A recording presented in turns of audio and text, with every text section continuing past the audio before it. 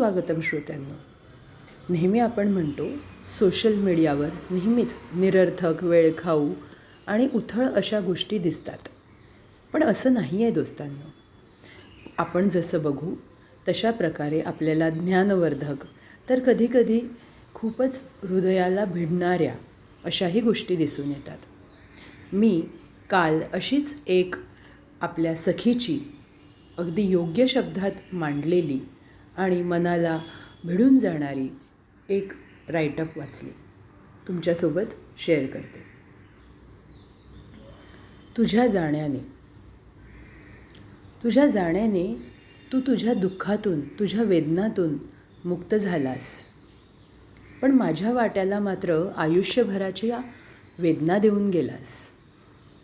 आपण एकमेकांना दिलेल्या शब्दा, आयुष्यभर साथ देण्याची वचने, सुखदुःखात हात हातात घालून चालण्याची स्वप्न, त्याचं काय?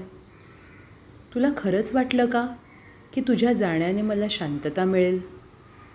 नाही. तुझ्या जाण्याने माझ्या आयुष्यात एक अथांग पोकळी निर्माण झाली आहे. अशी पोकळी की जी कधीच भरून निघणार नाही आहे. तुझ्या काळजी घेणाऱ्या स्वभावाची मला इतकी सवय झाली होती की आज प्रत्येक क्षणी तुझी उणीव भासते. प्रत्येक गोष्ट मला तुझी आठवण देते. हो, कधीकधी तू चुकलास, कधीकधी मला तू खूप दुखावलंही. पण त्या प्रत्येक वेदनेची भरपाई तू तुझ्या प्रेमाने, तुझ्या मायेने आणि तुझ्या जीवापाड काळजीने केलीस. आज माझं आयुष्य जणू थांबून गेलं आहे. घर तेच आहे, माणसं तीच आहे, पण तू नसल्यामुळे सगळंच बदलून गेलं आहे.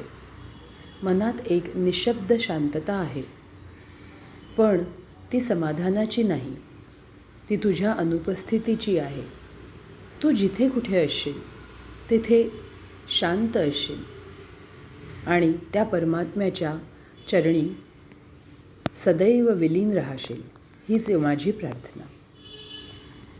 पण माझ्या प्रत्येक श्वासात, प्रत्येक आठवणीत आणि प्रत्येक अश्रूत तू कायम जिवंत राहशील.